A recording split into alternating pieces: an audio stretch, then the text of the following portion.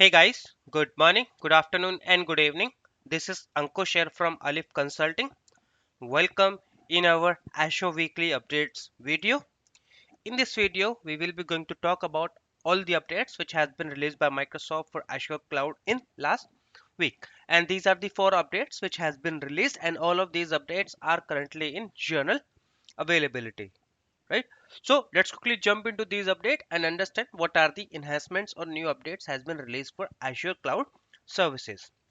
So the first update which we have is for VM and VM scale set. Now we have a capability to run the multiple script at the same time, right? So earlier we don't have those kind of capabilities. We can only run one command or one PowerShell script at a one time when we are executing the script remotely, right?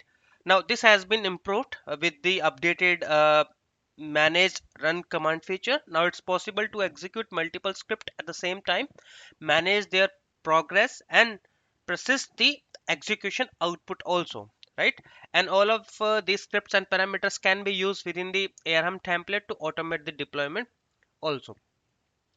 And for the long run scripts, asynchronous mode is supported to prevent blocking the VM provisioning, right? So these are the enhancement. Earlier, we were only having a capability to run only one script at a one time for remote VM, but now with this update, we can run many updates or many scripts in parallel, or we can use the ARM template to basically script do run the scripts or parameters in it.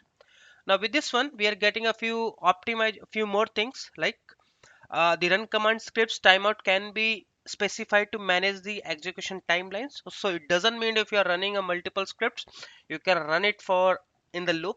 You can specify the time and manage the execution timelines also. Script can run under the different user account.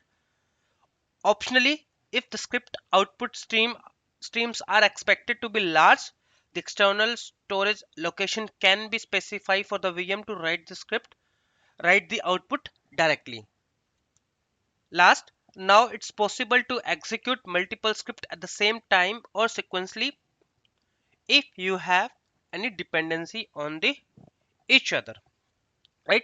So these are the new enhancements or the updates which has been there for running the multiple scripts on a VM scale set and a virtual machine.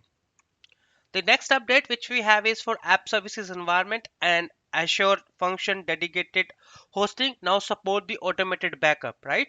So the automated backup for web apps deployed to our app service environment v2 and v3 and the functions app dedicate deployed to Azure function dedicated hosting plan is now generally available, right? So what are the benefits which we are getting with the automated backup? The benefits which we are getting is automated backup are made for your app regularly as long as it's supported in a pricing tier. No additional configuration is required.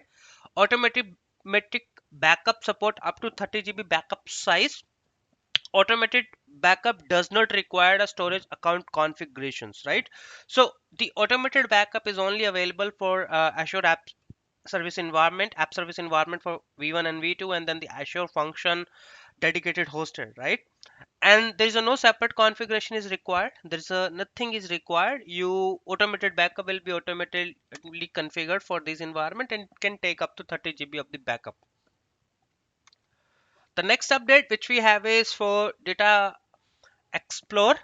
Now the we have an option called find my partner in the Azure Data Explorer portal. What that mean is with this extension of the existing Microsoft partner ecosystem and has a goal to make a faster connection between the Azure Data Explorer customers and the partner. It start with a diverse set of 20 plus companies covering many geographic and the solution areas, and Microsoft will be going to continue investing by adding the more partner to this list. Now in this case, what that mean is you don't need to go in the market and search for it. Microsoft will be going have listed all the partner which is there and can help you with the Azure Data Explorer, and then you can from there you can directly select your partner and you can choose the solution and you can directly connect with them directly from the Azure Data Explorer portal. The last update which we have is for Azure Sphere OS version 23.02 expected on for February 21. Now this is the new update which is the Azure Sphere OS is basically specifically for IoT, and there's a new version which is going to be available on 21st February. With this update, what exactly we're going to get? Now with this real evaluation period is basically provide the 14 days of backward capability testing, because will be going to available for evaluation in the real eval feeds. During this time, please verify all of your application devices are operated properly with this release before it deployed broadly to device in the real retail feed. The retail feed will continue to deliver the OS version 22.11 until we publish the 23.02 in 2 weeks. This evaluation release include the enhancements and the bug fixes for the OS only. It does not include any kind of updates in the SDK.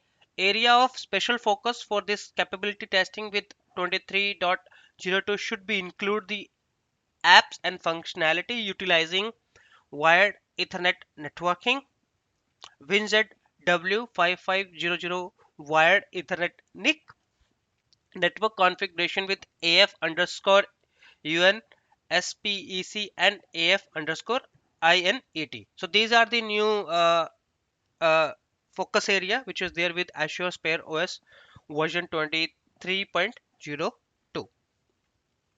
Well, that's it in this video. I hope you like this video. If you like, please click on like and subscribe for more upcoming videos. And feel free to reach us if you have any questions. Thank you.